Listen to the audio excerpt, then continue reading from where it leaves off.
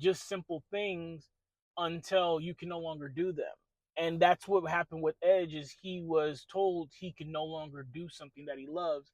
He can no longer be a professional wrestler. He can no longer entertain us. He couldn't hit the ramp, and have his music come out and compete and everything like that. So, I guess what I'm trying to say is enjoy the happiness that you have right now. Enjoy your ability to do what you can do right now.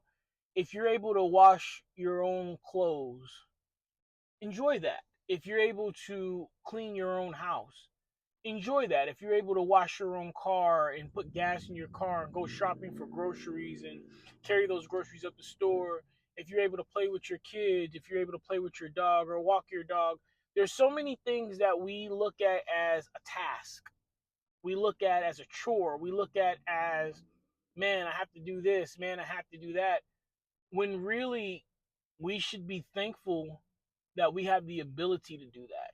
That there's people who are in wheelchairs, hospital bound, people who are incarcerated, people who may not even have the house to clean. We have the ability, we have the privilege of being able to clean ourselves, to take care of ourselves. And it's not until that stuff is taken away from you that you realize how much you enjoy and truly appreciate the privilege to be able to have maintenance on yourself. I know I hurt my back, and when I hurt my back, there was a lot of things I just couldn't do anymore.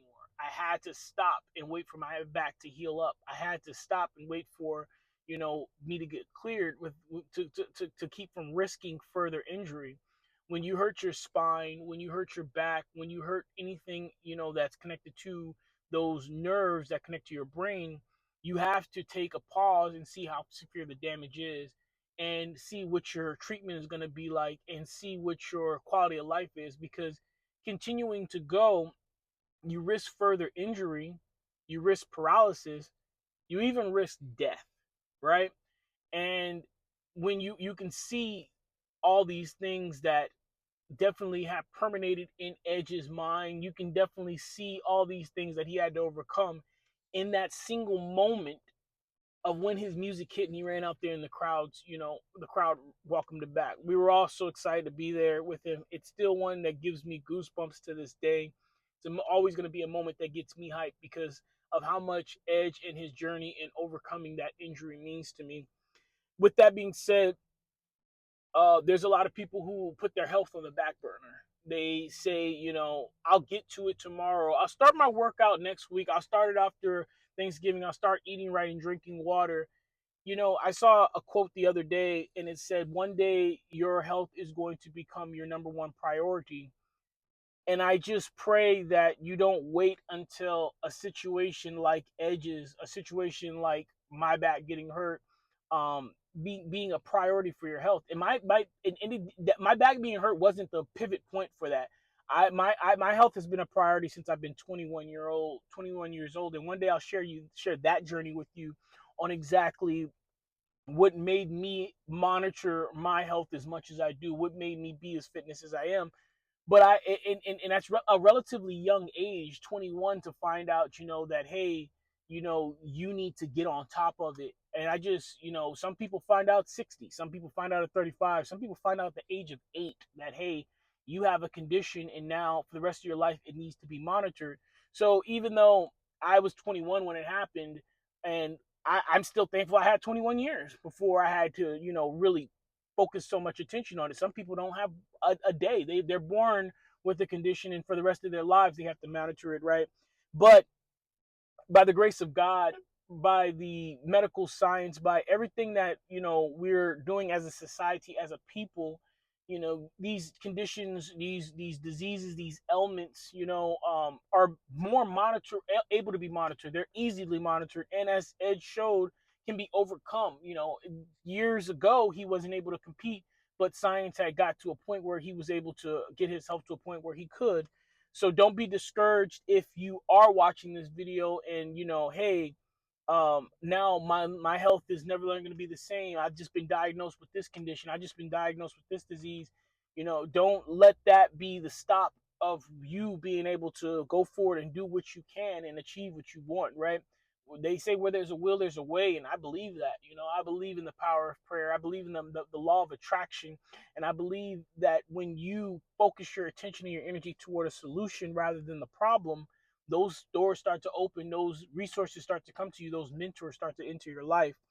So the last thing I'll say, because this is a long video, and I know I said it was a moment that gets me hype, and I've already like gone over a whole bunch of different genres, but I'm going to go over another. When we're talking about health, I want you to realize that there are 4 different areas of your health, and some people may disagree with me with that. Some people may kind of agree with me that. Some people may totally agree with me that. And when I mean kind of agree, some people may say that there's more than 4 areas, but I like to break health down into 4 areas. Your mental health, which we are talking about more and more every day, which I love, right? Your physical health, which is pretty predominant because people say health, that's usually what people are talking about. Your emotional health, which is how you feel and what you feel about something, and some people will dismiss your emotional health, but I'll talk about why that's important in just a moment as well. And your spiritual health, which ties into each of the different areas also, right? So mental health is your thoughts, your moods. It's a very complex definition, but it can also be a very easy definition. But I always like to say it's your mindset toward life. What do you think when someone mentions this? How are you feeling? How are you thinking on a day to day? What thoughts are permeating in your head, right? Your physical health, I think, is pretty easy to define when you say, hey, um, physically fit or not physically fit, right? Are you able to go past a physical? Do you have any ailments? Do you have any aches, any pains? It's your body's actual physical health, right? Heart disease, non-heart disease, good working liver or poor functioning kidneys, right? This is physical health. Your emotional health is exactly your emotions, but not just your emotions, your spectrum of emotions, right? In my opinion, and in a lot of experts' opinion, it's not healthy to fly from one end of emotion to the other. It's usually a gradual buildup or a gradual breakdown, which gets you to a sad or a happy, a mad to a joyous, different things. When you go from one extreme to the other, this is where we typically say that your emotional health isn't the best thing. Emotional intelligence that we talk about in professional lives and even in our personal lives, and that's being able to have the intelligence of what am I feeling right now and why am I feeling that. What are those that are around me feeling, things of that nature, right? um Now, I will say, and I don't want to spend too much time on emotional health, but I will say that at the end of the day, you have those different emotions, different events that will make you spike in emotion, right? So you'll see somebody who you haven't seen in a long time, and all of a sudden you get really really excited, right? Like, brother, I haven't seen you in a long time. You go, you throw your arms around each other, you hug each other, high five, and you have a good time. That's not to say that that's a like what I was talking about from extreme to another.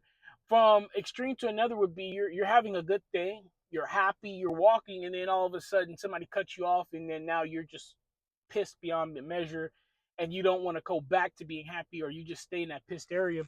That could be, a sign of poor emotional health, right? Usually one person cutting us off doesn't make us fly from one end to the other if you're in a good emotional state.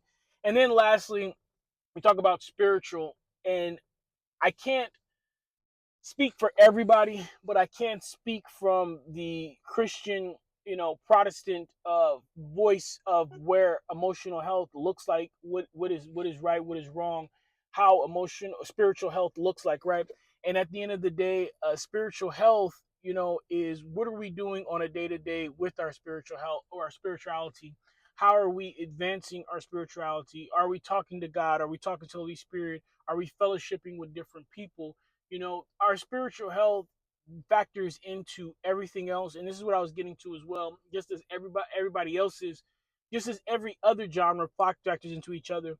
If you're not in a good space with physical health, you are dying rhymes for donuts, not going to be in a good place for your mental health. If your emotional health is all over the place, then you're probably not in a good place in your mental health, right? If your spiritual health is not, you haven't been exercising your spirituality, cultivating it, adding to that experience, making sure that you continue to build upon it, then you are probably in a poor place mentally and emotionally, which will also lead to you being in a poor place physically.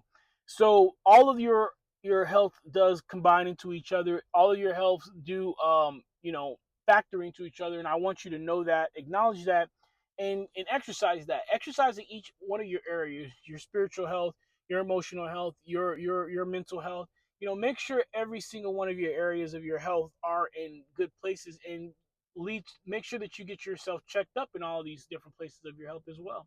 Because at the end of the day, if you let one area slip, you are taking the chance of letting another area slip.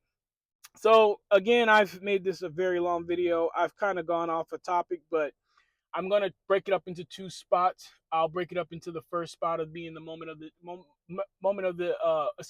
that gets me hype, and then the second spot, I'll just be talking about emotional health. I do appreciate you guys letting me rant. This has pretty much been a rant, and it just got me thinking today about emotional health, spiritual health, mental health, and physical health, and how they all tie into each other. Just be prepared for that. If you guys have any questions about how I maintain any of the four areas of mine, please let me know in the comments, or you can shoot me a DM. If you want me to elaborate on any of those, please let me know in the comments or in the DMs.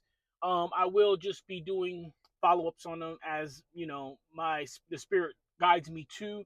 But today I did start off, wanting to do a moment of get me hype. I did start recording that video, and as I was recording it, the spirit just started telling me to talk about mental health, spiritual health, and emotional health, and physical health, and that's why I went as long as I did, and that's why I'm going to break this up into two different videos.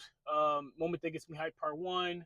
Moment that gets me hyped, part two / emotional, mental, physical health, and let you guys know that, because I did start recording this video, but I re-recorded it because I wanted to structure it a certain way. That way I can break it down into the two. So with that being said, I need you guys to take care of each other. Please be kind to one another. Keep me in your prayers. I'll forever keep you in mind. Endure, believe, rise.